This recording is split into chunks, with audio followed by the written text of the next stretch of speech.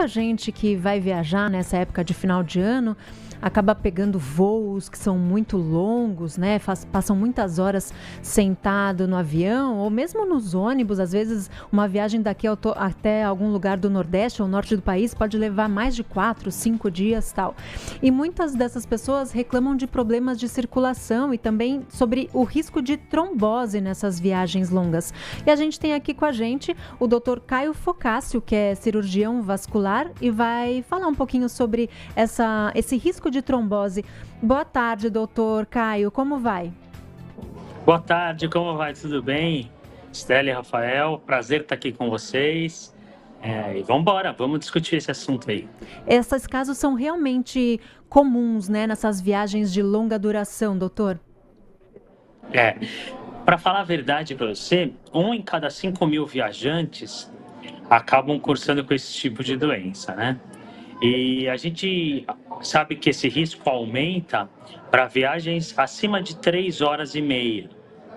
Então, como o indivíduo fica muito tempo parado, há a formação de um coágulo no sistema venoso profundo da perna.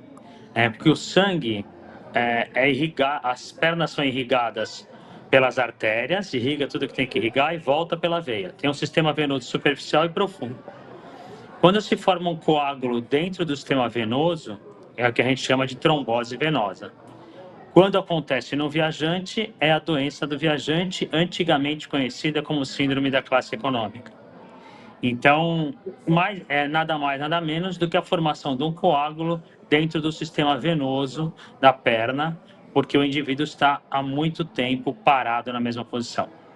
Doutor, uma dúvida que eu tenho em relação a isso, né? É um tema delicado porque muita gente faz viagem nessa época do ano, né, para reencontrar algumas pessoas, familiares. Então, se a pessoa não viajar, certamente ela vai ficar mal por não poder encontrar um determinado familiar. Então, tem esse aspecto também emocional. Só que, como você muito bem explicou para a gente, ficar ali sentado, né, ou parado por muitas horas é um problema realmente, né? No caso de uma viagem longa de avião, mais de 3 horas e meia, 4 horas de viagem, quais recomendações, se é que é possível dar algum tipo de recomendação em relação a algum caso como esse? Não, Rafa, é possível sim. A gente recomenda que os indivíduos viajem sempre hiperidratados, né? Porque geralmente quando alguém vai comprar uma passagem, por exemplo, um voo longo, eu quero tomar um uísque e dormir, né? Exatamente o contrário.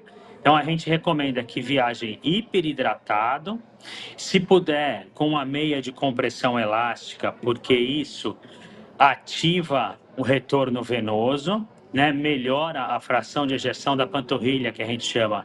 Então, acelera o retorno venoso. Além do que, existem alguns exercícios que a gente podem fazer no avião, como se estivesse acelerando um veículo, sabe? Fazendo uma dorsiflexão do pé. E a cada hora parado, caminhar pelo menos por 15 minutos. Existem até estatísticas mostrando hoje que quem vai do lado da janela tem mais síndrome do viajante, mais doença do viajante do que quem vai no corredor. Porque as pessoas que vão na janela geralmente levantam menos durante o voo e etc.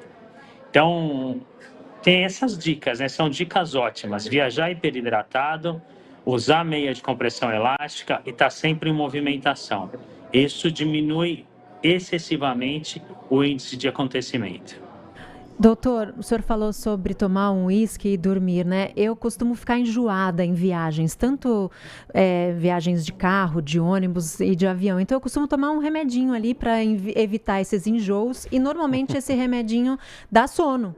Então, dependendo da situação da viagem, se eu conseguir me acomodar bem ou não, eu durmo por muitas horas. E aí é um perigo, né? Eu tenho que me programar para acordar de tempos em tempos e dar uma levantada ou eu posso dormir o tanto de horas que esse remedinho me induz?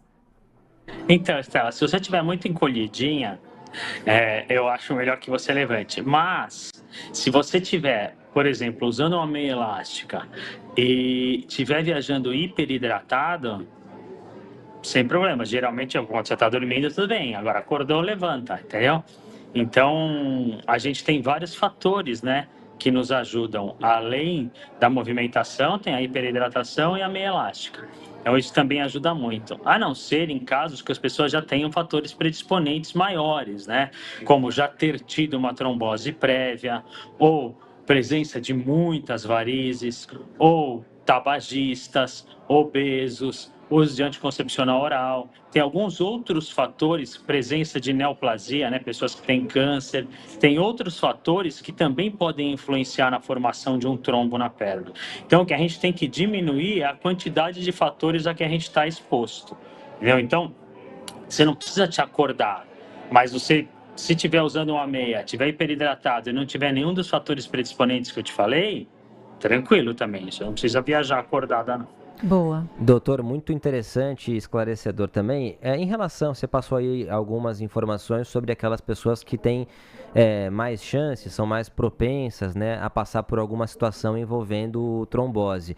Em relação à idade, tem alguma informação que aponte, olha, a partir de determinada idade existem riscos maiores? Eu já tô, você não tá. Acima dos 45. Acima dos 45. Entendi. Ô, doutor, e quando a gente sabe que tem alguma coisa errada acontecendo, essa situação de trombose, ela vai se manifestar imediatamente? O passageiro vai sentir alguma dor ou isso só vai se manifestar depois que a viagem acabar? Como é? Então, geralmente ninguém fica olhando a própria perna durante a viagem, né? Mas quando você chega, aí tem aquela correria, né, de desce mala, tal. A hora que você perceber sua perna, uma perna mais pesada que a outra, uma perna mais vinhosa que a outra, uma perna inchada, né, edemaciada e a outra não. Geralmente acontece em uma perna só, 99% dos casos. Então, você percebe que uma perna fica diferente da outra, né? Fica mais inchada, mais pesada, mais vinhosa. Então, geralmente é perceptível, além daquela sensação de peso, muitas vezes a dor quando você anda, né? A deambulação. Então, geralmente o indivíduo percebe pela diferença entre uma perna e outra. Aquela sensação de formigamento pode ter alguma relação com isso, não? Então, esse formigamento aí a gente chama de parestesia. Parestesia, formigamento, pode ter um monte de causa, sabe? Não necessariamente essa. Você ficar parado muito tempo sentado em cima da sua perna, você vai ter formigamento, né? Algum problema arterial pode dar formigamento. Então, não é o sintoma mais comum e o sintoma descrito para essa doença, formigamento, não? No caso da pessoa detectar que está ali com uma alteração, uma perna mais inchada, tal, o que ela deve fazer? Então, o ideal é que procure realmente um hospital para fazer um ultrassom com Doppler, porque o ultrassom com Doppler, que é um ultrassom específico, né, ou mesmo que não, se não tiver o Doppler, o ultrassom mais básico consegue ver se existe compressibilidade ou não das veias da perna, né? Então, qualquer hospital, qualquer lugar que for, dá para perceber. Aí você fala, poxa, Caio, mas eu viajei para um lugar que é no Nordeste, tô a 80 quilômetros de qualquer tipo de ultrassom, né? Que já aconteceu com a gente de ter feito diagnósticos como antigamente em lugares muito longínquos, né? Então, nesse caso, tua perna está inchada, edemaciada, percebe que a panturrilha está meio dura, está diferente do outro, ideal é ficar quietinho com a perna para cima e até você conseguir procurar um serviço médico, né? Ficar meio de molho aí, né? Para ver se isso regride rápido, se não regride rápido, porque o tratamento disso, primariamente, é medicamentoso. E se você está num lugar muito ermo, você não vai ter nem a medicação, né? Então, o negócio fica quietinho. Doutor, para a gente fechar aqui, em relação às viagens de carro, acho que é muito mais fácil, né? Que aí a pessoa consegue ir parando, dar uma esticada no corpo, toma um café e tal. Aí acho que fica muito mais simples do que viagem de avião, que você não tem muito como falar, por favor, pare o avião. Não dá, né? Quero dar uma decidinha. Não, com certeza. Com certeza no carro é mais fácil, né? Porque você com certeza consegue parar quando você quiser, né? Então dá para você fazer a sua programação. O voo é sempre mais complicado, né? Porque às vezes voos longos é bem pior, né? Doutor E Caio, se for muito... lugar, Pode se falar, for lugar desculpa. sem serviço médico, eu até tenho uma história muito engraçada. Uma vez a gente viajou para um lugar muito longe e tinha um pescador que tossia muito, né? E eu acabei auscultando o pulmão dele com a orelha, assim, como se fazia no século passado. E diagnosticamos uma pneumonia. Fomos num algum posto de saúde que tinha próximo, o único antibiótico que tinha era cipro, e a gente tratou com o que tinha na mão, entendeu? Então, às vezes a gente tem que se adequar às coisas, né? Mas eu acho que, gente, segredo, não ficar muito tempo parado. Hiperidratação é super importante e se puder viajar de meia elástica, acaba com o problema. É muito raro você ter alguma coisa. Muitíssimo obrigada pelas suas informações, doutor Caio Focácio. Obrigada pela sua participação. Um bom final de ano para o senhor.